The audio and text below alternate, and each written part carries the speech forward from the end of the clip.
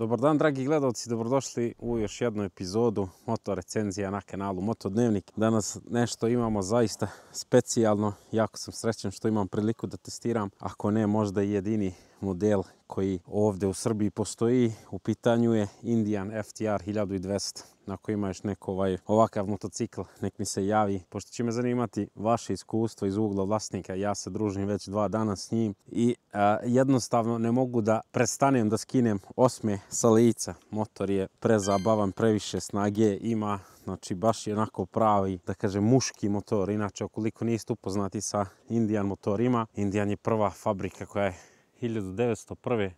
nastala, posle toga je došao Harley Davidson i većina njih ih vezuje sa onim velikim chopperima koji su konkurenti Road Glideu itd.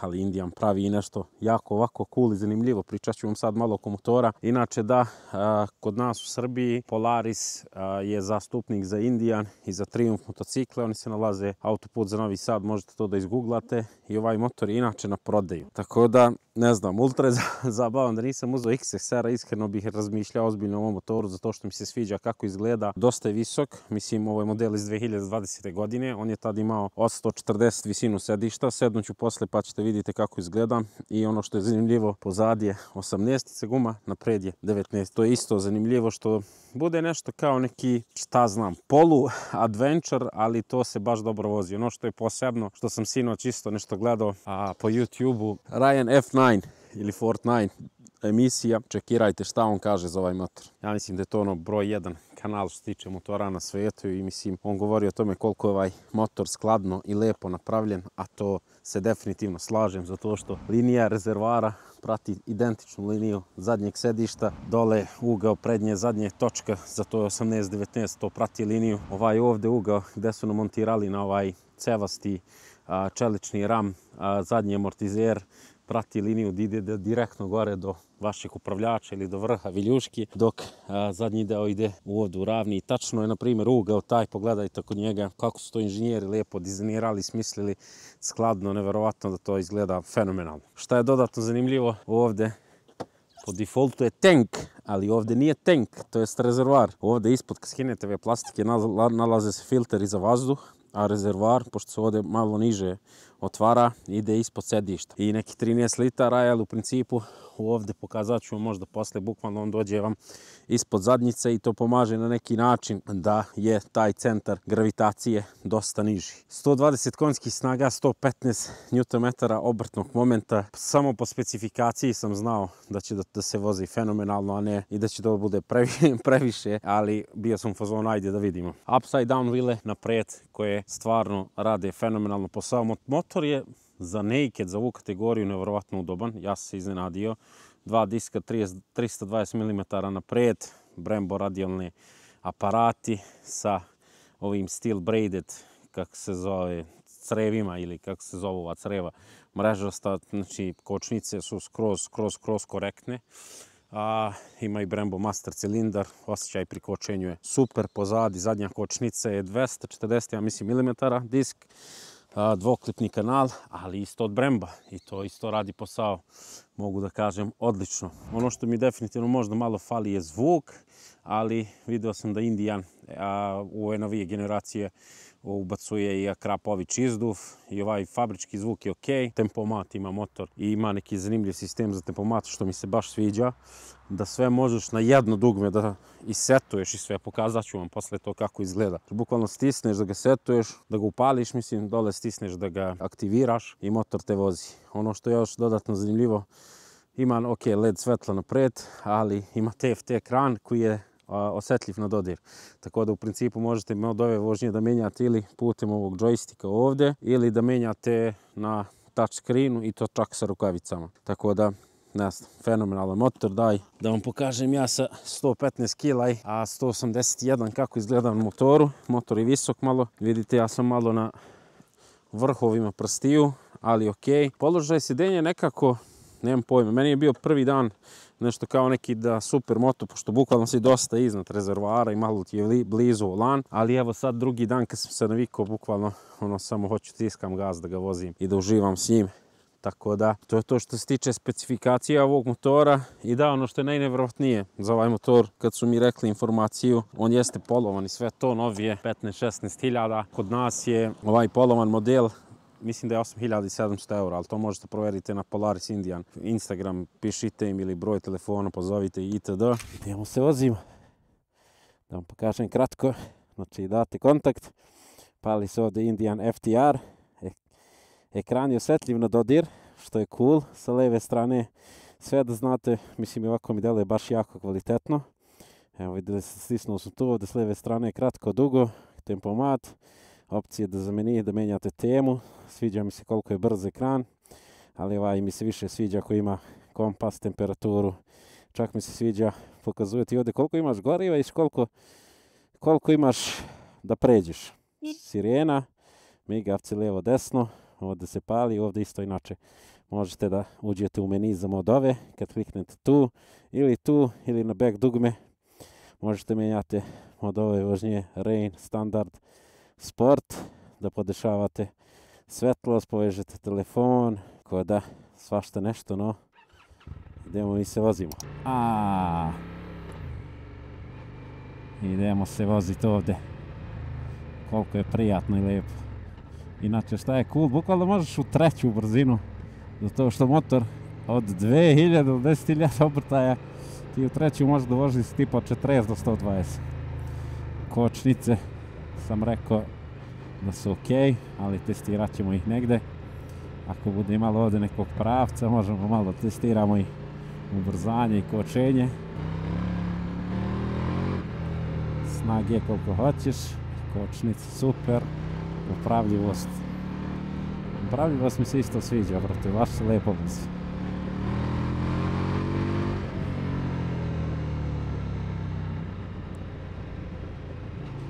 Kao da voziš, mislim sa 19-icama malo, nije ono bukvalno da ti je kao sa 17-icama, da ti mnogo lako upada u krivine, ali ako ste vozili neki adventure motor ili nešto, sa 19-icom napred, vrlo brzo ćete se naviknete i ne znam, nekako je dosta stabilan, iskreno.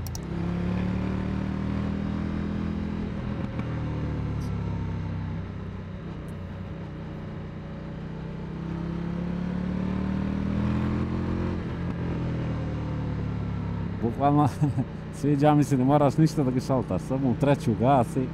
Mislim, možeš da ga vratiš u drugu ako hoćeš baš da imaš mnogo ludi obrtni moment, ali to iskreno ne treba ti. U vožnji možeš da promijeniš isto modove vožnje u Rain, Standard. I ono što je cool, ako ovdje klikneš track, ako voziš na stazi, možeš čak i da ugasiš ABS, mislim da se, to je traction control i ABS, i onda možeš da voziš i na zadnjicu. Ovaj sat mi se mnogo sviđa, pregledan je lijep, nekako mi je i retro i cool, čak ima i kompas, pomera se. Evo sad idemo ka zapadu, kad promeniš krivinu, on ti pokazuje u kojem pravcu ideš. A imaš i, mislim, možeš da promeniš ovim klikom ovdje na gore, na ovu temu, koja ja mislim po defaultu na svaki ovaj Indian, to sam video. Kad god neki lik vozi, testira Indian, on ima ovu temu. Ali meni se mnogo više sviđa ona druga, zato što mi nekako imaš više informacija, sve si ti tu. I ono što mi se posebno sviđa je što ima koliko kilometara imaš do pumpe. Ali na primjer, evo sad 24 stepena, inače kad sam u gradu, osjetim da dosta greje. Ali provalio sam, sad je ok, 24 stepena prijatno je, ali kad je temperatura motora do 80 stepeni, motor ne greje da osjećaš pod guzicu u neku vrelinu. Ali čim staneš recimo u grad, naravno još u Beograd nema nigde drvo više, onda je pakao. Korman je malo, rekao bi, širi, ali to mi se sviđa, nekako upravljiv, a koliko motor ubrzava je bukvalno kad odvrnete gaz, bukvalno morate jako držite ove ručice. Baš jako ubrzava ovaj obrtni moment, 115 Nm je haos. Jedino što sam primijetio da, sad ne znam da li to treba da se uradi mapa ili što god, nekad, na primjer, kad si baš u niskim obrtajima, mada to je do duše, sad setim ih na V2 Ducati agregat, čak i to ovdje možda i bolje.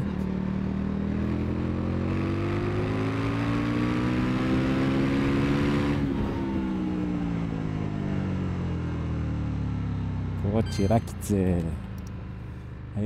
Je taj neki fueling, znaš, u principu na niski obrtaj malo ima pam, ali kad pređeš 2000 obrtaja već 2,5 onda motor se ponaša kao pesma. Tako da, to da li je do agregata, da li je do mape, šta god, to sam primijetio.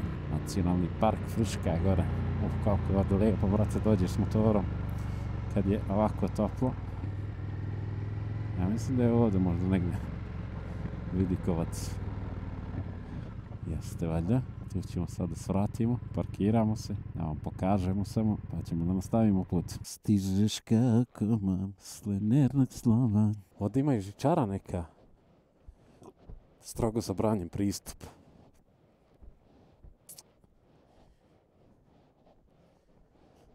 Samo da vam pokažem pogled sa Zmajevca. Ovo vrte neka žičara ili šta je ovo? Nemam pojma. Ali pogled na dolinu Vojvodine sa Fruške gore. Kuli. Dođeš ovdje, skuliraš, ima čak tu i ta klupa i to. Preko puta. Ima ovdje za veću ekipu ako dođe. Čak ekipa bajkera. Ali lepo. No idemo mi dalje. Ali brate, koliko je lijep motor, ne znam ljudi vama, meni se ovaj motor baš sviđa. Oprao sam ga jutros malo da bude još kako treba. Ne znam da li sam ja samo fan ovih motora i ova torba, inače stava mi je čitav, više jedan ranac unutra. Tu mi je laptop i sve. Malo jedino viši za mene, ali to je sve okej.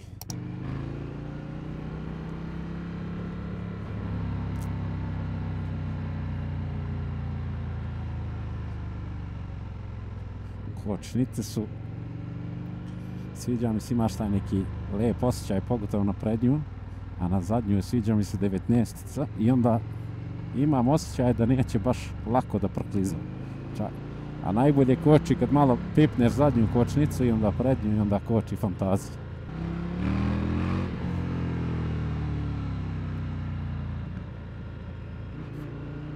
U drugu je, brate, preagresivno. Zato držim ga u treću uglavnom, da i kad izlazim iz krivine, da me ne baci skroz. Da, evo ga, makadam ljudi, i kako se kaldrma. Znate vi kako je u motoru, kao da voziš adventure motor. Nevjerovatno. Bukvalno ne osjećam da prelazim preko ovoga, evo. Možeš čak i da voziš brže malo. Što mi je nevjerovatno, da. Udobnost mi je baš dobro. Koliko je udobno preko ove kaldrme, ja još ne mogu da verujem. Bukvalno ne osjećam ništa. Upija vešanje i gume i sedište. Kao da vozim Teneru, nije baš možda 100% kao Tenera, ali 80% kao Tenera. Udobno. Tako da, to mi je još jedan highlight, pored snage, koja je bila prvi highlight što sam se na motoru.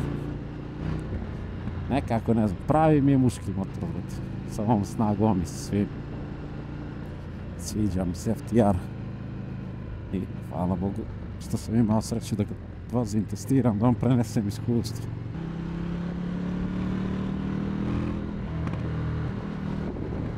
Za preticanje motor ima snage kako hoće.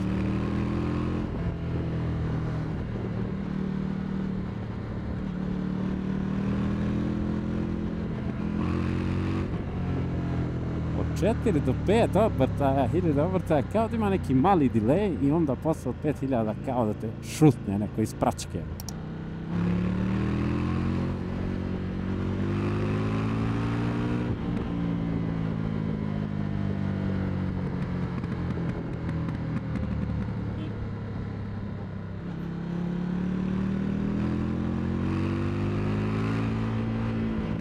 Kao Ducati, brate. V2. Bukvalno me posjeća kao da voziš neki Ducati V2. Onaj Panigale što sam uzio samo ovako u naked varijanti. Još jače. Kao da voziš neki Street Fighter ili Dijave. Neka od tih varijanti.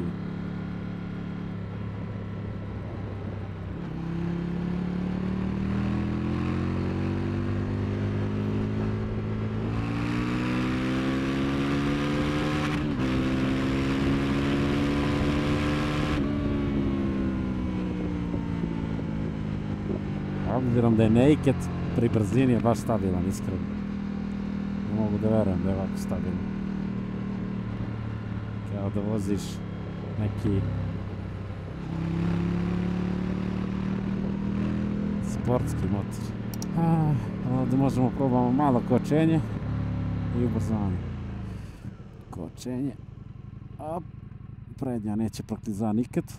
Ja sam htio da probam sport mod.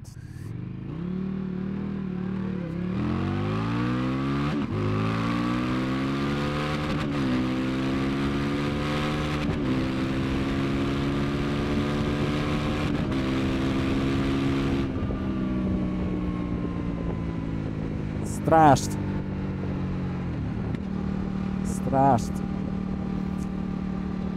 Znači, strašno. Brate, sužavati se put, bukvalno. Da, testiramo tempomat. Sviđa mi se kako radi tempomat. Stisneš set, stisneš dole i to je to. Posebno znači za autoput, a znači za ove regionalne puteve da malo čisto odmoriš ruku. I sviđa mi se što možeš sve na jedan klik da setuješ. To mi je baš cool. Da, nisam komentarisao menjač, ljudi. Menjač je super, osim u jednom momentu, možda iz prve u drugu, dok se malo nisam navikao, treba malo više, ono što kaže, nogu da podigneš. A inače ovako, u manju, veću, posle precizno radi, kratko, lepo. Ali, obzirom da motor ima jak obrtni moment, iskreno, ne treba ti previše da menjaš brzinu. Možda držiš bukvalno i u 6 i da kruziraš. Možda setuješ i tempomat i isto da kuliraš, što se kaže. Što je više kod mene, više mi se sviđa. Samo ću to da kažem.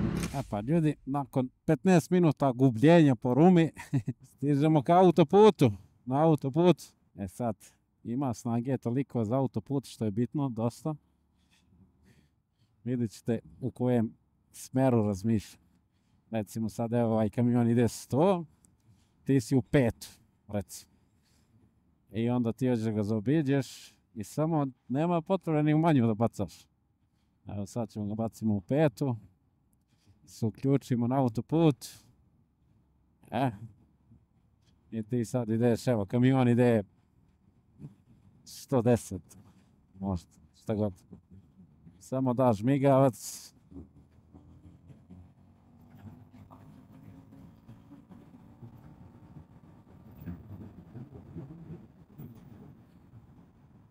Motor ubrzava više nego ikad što ti treba. Tempomat na autoput 130. Na primjer sad stisneš samo dugme. Onda ovdje aktivira, klikne on. Klikneš set. Znači dosta tempomat. Mislio sam ok, naked staće mi. Ali pogotovo na ovaj koji te dosta vazduh te gura na autoput dosta nazad. Onda znači dosta da setuješ tempomat. Na 130 evo sad. Zaštita od vetra naravno na nakedu ne postoji, ali ono što je super, osjećaš se baš, ne znam, isto kao da voziš neki chopper, ali malo normalnije, lepše sediš. Mislim kao na neki naked i udoban je dosta, tako da to mi se sviđa. Idemo da vidimo kakav je Indian za provlačenje po beogradskoj guži. Sad ćemo da probamo da pratimo glovo dostavljača koji ide u Nekošeno. Tamo kaže da je lakše. Ajde, probamo i mi. Dobro, ima ovaj velik luk za skretanje, što mi je cool. Iako je širok korman, ok, može da se provlačiš. Malo pri ovim nižim obrtajima treba samo na kvačilo da bi imao motor mirniji rad. Sad po gradu osjetiš da greje bogom i motor malo, tako da nije idealno ako stojiš u mjestu, ali kad se krećeš je ok. Zanimljiv je, brate, po gradu je isto zabavan, brate, zato što ima jak tork i onda možeš da ga stisneš lepo. Evo mi gore. Šinamen i preko šina je udoban koliko hoćeš, to je cool. Sad ćemo mi ovdje se provučemo. Op. Neće nikad nam stvari, neće. Nadamo se. Evo sad preko ovoga od višina je rupa. Lagano skroz. Menjač. U gradu malo više šaltaš ako stojiš, ali u suštini menjač je dobar i to je okej. I dobro je što možeš da ga držiš više, to je češće u neki stepen prenosa koji je, da kažem, veći i onda možda se voziš od 40 pa nadalje. Kako smo se lepo provozali ljudi. Vreme je da završimo naše druženje sa ovim motorom. Iskreno, baš mi je prijala ova vožnja danas. Prešli smo nekih 150 km, ukupno možda preko 200 i mogu da, ja mislim, sad izvučem finalne zaključke za ovaj motor. Sve u svemu mislim da je jako zabavan, jako zanimljiv. Šta mi se sviđa, šta mi se ne sviđa. Sviđa mi se udobnost, sviđa mi se snaga, sviđa mi se kvalitet izrade, sviđa mi se izgled. Dosta stvari mi se sviđa, stvarno. Mislim, ne znam sad, kočnice. Menjač, okej, možda bi mogo bude malo bolji, ali obzirom da je V agregat, to je skroz okej. Rekao bi za taj nivo agregata. Šta još, da li može bude, šta bi moglo bude bolje? Moglo bi da bude bolje, da, engine heat, kako se hladi motor po gradu, ume da bude baš toplo, ali to je negde i očekivano za taj V agregat, što je, ja mislim, skroz okej. Isto kao da voziš neki Ducati, bukvalno ti se greje pod zadnjicu. No, idemo mi da ocenimo motor i da, pre nego što krenemo da ga ocenimo, da znate, ovaj motor je na prodaju, pa možete ga kupiti ako vas to zanima, ako gledate nešto ovako. I da kažem pre svega za kog mislim da je ovaj motor. Mislim da je ovo za nekog, brate, koje potraži neki jak motor, zanimljiv, zabavan, drugačiji, unikat.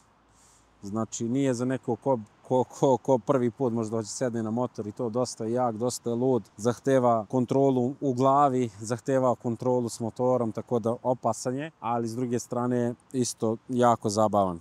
No, da ga ocenimo. Prvo, upravljivost. Koliko je lak za vožnju u različitim uslovima vožnje. Mislim da je prilično lak za vožnju. Znači, malo treba vremena se navikneš, posle se vozi lagano po svim putevima, po gradu i na autoput, to sve. Tako da upravljivost bih rekao da je, nije baš sad upravljiv nivo Street Triple RS ili neki za po putu, tu negde 4,5, 5, 4,5, ajde 4 nek bude, da ne bude petica. Udobnost bih rekao da je petica, vibracija nema, super je, udoban sedište, vešanje, videli ste preko onog makadama, preko kaldrme, stvarno sve super. Zabava u vožnji, koliko pruža uzbuđenje, rekao bi čista petica, bukvalno što sam seo na njega i odvrnuo gas, bio sam u fazonu. Koliko je ovo zabavno. Performanse, kako ide ubrzava, kako koči itd. Isto bi tu rekao da su mu performanse fenomenalne. Stvarno, motor je fantazija. Znači, ne mogu da verujem koliko i dobar i ubrzava i koči. Ne znam sad da li bi mu našao neku manu, iskreno. Osim da treba se kontrolišeš sam kad voziš motor je dobar. Cena, kvalitet, rekao sam da ovaj motor, inače košta, mislim, 15-16 hiljada eura. I ne može više se kupi kod nas, a ovaj 2020. godina za 8.700 eura dobiješ ovakav motor. Mislim da ne možeš ništa nađeš bolje od toga, ali ispravite mu u komentarima ako mislite da ima nešto bolje za te pare, a da je ova godina i da pruži to sve. Praktičnost, svakodnevno vožnje, putovanje itd. Ne znam kakvi je za suvozača. Rekao bi da je praktičan, ova bočna torba znači dosta. Spakovao sam bukvalno ceo ranac u nju, vozio se za autoput, mislim kao svaki naked, ništa spektakularno, ali ajde, stavit ćemo praktično 4. Mislim da skroz je dobar all around. Osim eto, okej, ako hoćeš sad neke dalje ture, možda je mali rezervoar. 13 litara, moraš da puniš malo češće gorivo i to, tako da. Eto, tu 4 i izrada i završna obrada, 5 čist. Znači, iskreno, mislim, imam 115 kila, ali smeo bi da se popnem na držač za zadnji blatobran. Zato što je od čelike napravljen i pričvršćen za ceo ram, čelični ram, ovaj cevasti, fantazije, dugmići, sve je stvarno na visokom nivou, tako da tu je čista 5. Uglavnom, to bi bilo to za ovaj klip. Ako želite podržite kanal Motodnevnik, možete naručiti majicu. Motodnevnik, link je u opisu ovog videa. Možete da postanete prijatelj kanala klikom na join dugme. Ako vas zanimaju još neke recenzije, imate isto također linkove dole do svih motora koje sam testirao i ocenio. Tako da, ako vas to zanima, kliknite tu. Hvala što pratite kanal Motodnevnik. Hvala vam što ste pratili ovu emisiju i hvala ekipi Polaris i Triumph koji su inače zastupnici za Indijan u Srbiji, što su mi ustupili ovaj motocikl na test. Stvarno sam se zabavio, uživao ova 2-3 dana. Do sljedećeg viđenja, ne menjajte kanal, na pravom ste mjestu. Ćao!